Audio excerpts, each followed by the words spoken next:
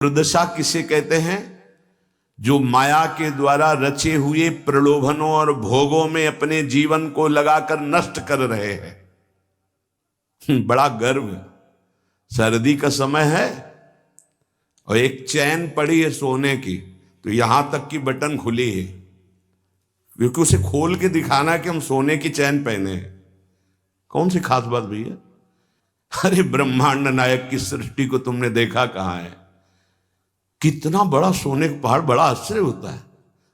4 लाख योजन, एक योजन का मतलब 4 कोस, एक कोस का मतलब 3 किलोमीटर। कितना सोना! एक छोटी सी सोने की जंजीर तो पूरी छाती खोले कि देख लो सोने की जंजीर है। अगर 1-2 अंगूठी पहने हैं ना, तो हर बार वो हमने देखा है, एकांतिक में देखा है। आपकी बड़ी कृपा है कि आप देखो हम अंगूठी पहने, जैसे उससे कोई प्रभाव होगा क्या? कुछ नहीं प्रभाव। यहां तो कुछ कह रहे हैं, बड़ी दुर्दशा है मनुष्य जाति की इस समय। क्या? माया रचित भोगों में, माया रचित प्रलोभनों में, माया रचित पदार्थों में भोग बुद्धि, अहम बुद्धि हो गई है। ये भोग विलासता नष्ट करने के लिए तुम्हें मनुष्य शरीर मिला था।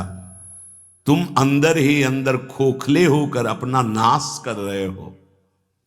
बहुत दया लगती है जब ऐसे, तो लगता है आपको भगवान की कृपा से जो अमूल्य श्वासें मिली, जहां आप इन श्वासों का नाम जप कर दिव्य पद प्राप्त कर सके, वहां तुम ऐसे किस काम के? गांव में पहले बैंक के लॉकर तो थे नहीं, तो दीवालों में सोना गाड़ देते थे। मर गए और जब दूसरों ने जमीन खरीदी और मकान बनाया तो करोड़पति बन गए। क्या जीवन रहा? पूरे जीवन कंजूसी करके जोड़ करके दीवाल में गाड़ के मर गए या बैंक में जमा करके मर गए। थोड़ा होश में, तुम्हारे पास क्या है जो तुम लेके जा रहे हो?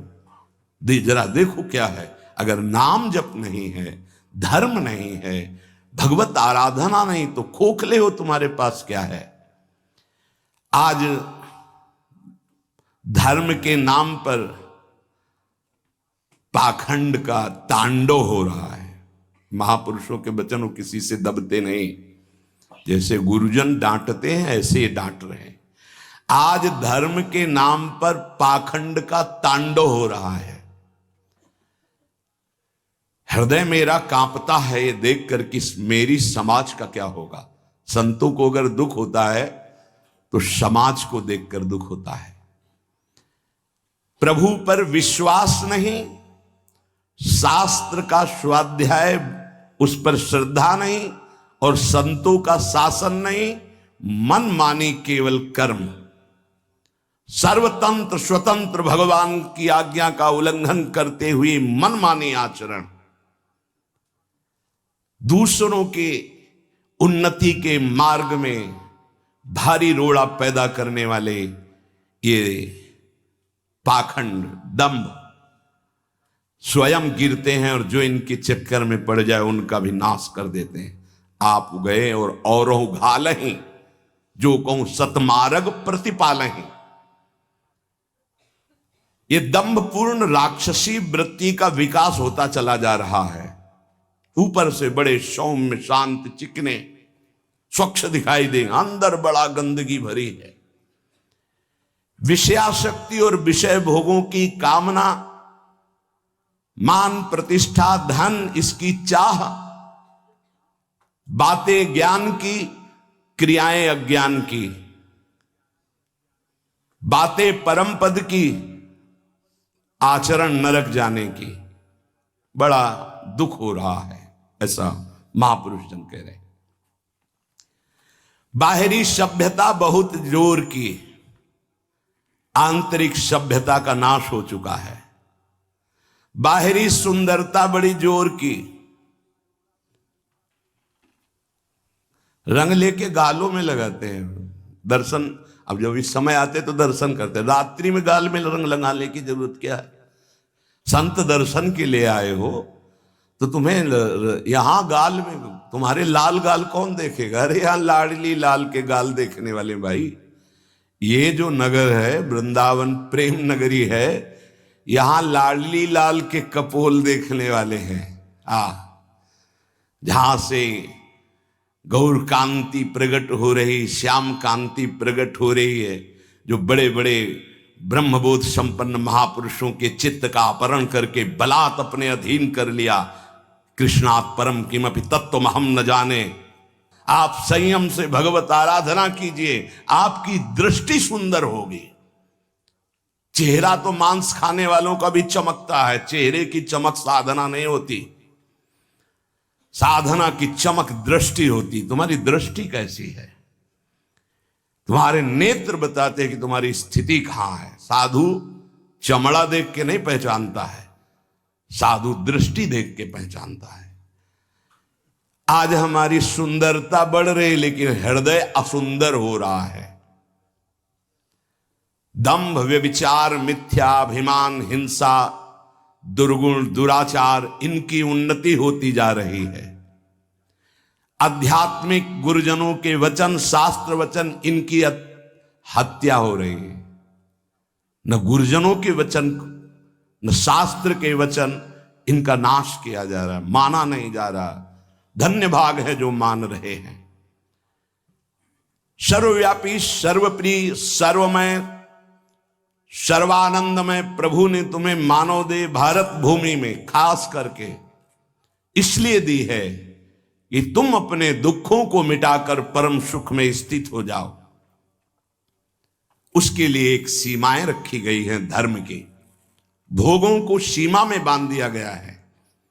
अगर उन सीमा के अंतर्गत धर्मयुक्त भोगों का भोग भोगते हुए, नाम जप करते हुए अपने जीवन को व्यतीत करोगे तो तुम्हारे सारे पाप नष्ट हो जाएंगे।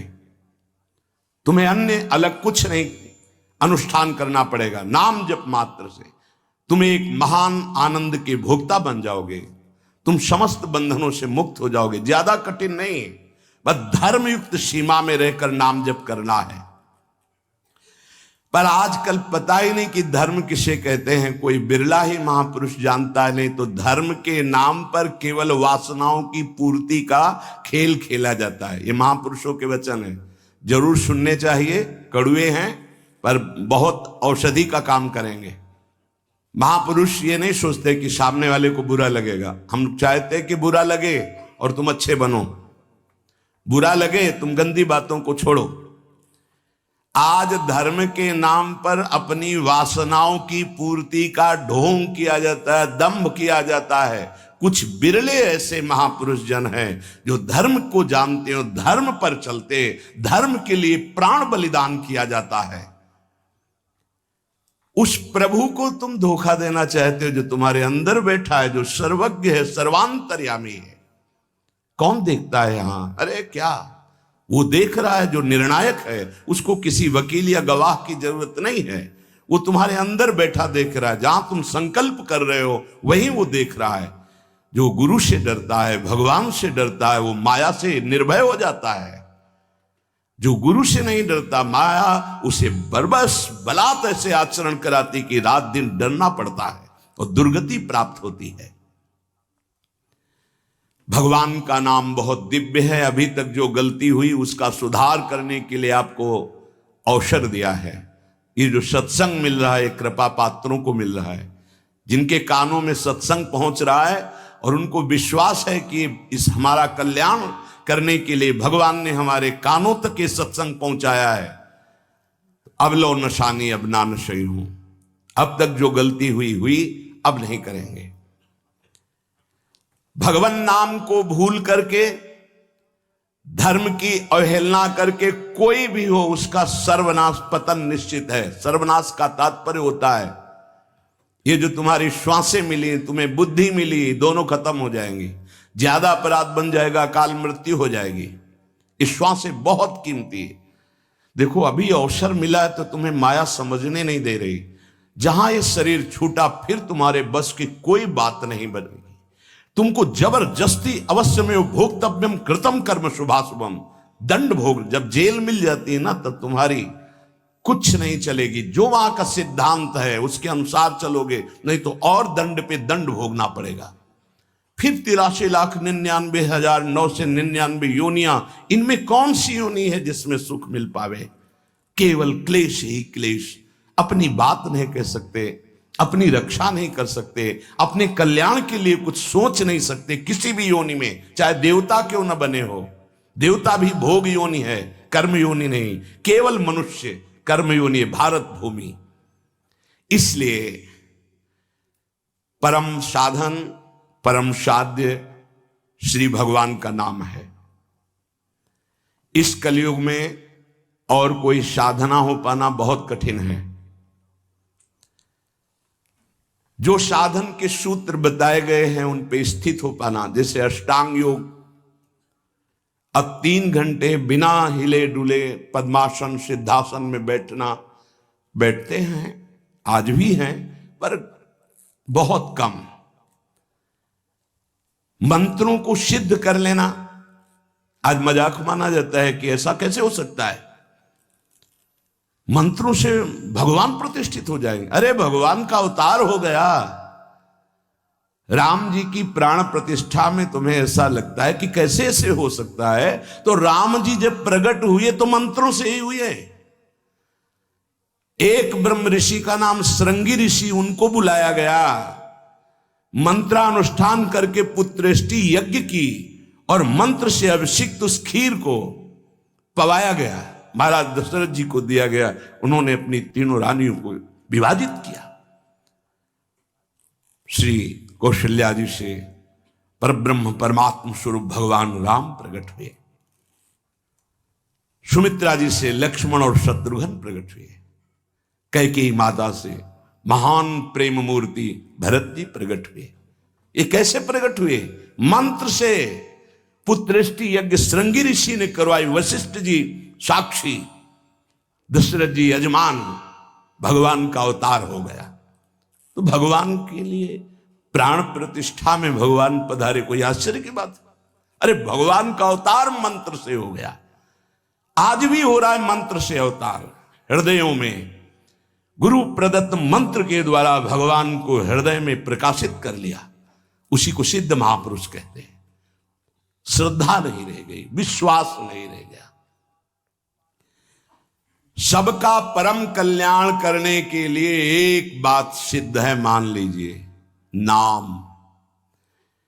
ये नाम और मंत्र में भेद है, भेद होते हुए भी अभेद है। भेद ऐसा, मंत्र को पवित्र अवस्था में गुरु प्रदत्त जपा जाता है, गुरु प्रदत्त होना चाहिए, पवित्र अवस्था, और उपांश और मानसिक होना चाहिए, वाचिक नहीं। और मंत्र जाप से स्वरूप जागृत होता है। नाम के लिए अपवित्र या पवित्र का कोई भेद नहीं है। नाम अगर गुरु से नहीं मिला है और आप नाम जप कर रहे हो तो वो गुरु मिला देगा। नाम जप का सबका अधिकार है, जहां से सुनो, जो नाम प्रिय लगे, सबका परम मंगल करेगा। नाम महामहिम है, उठते बैठते चलते फिरते सोते जागते सब। नाम आगे का कार्य पूर्ण करा देगा। नाम गुरु मिला देगा, मंत्र दिलवा देगा, स्वरूप बोध करवा देगा, ये सब आगे का कार्य। नाम सबके लिए महामंगलदायक है।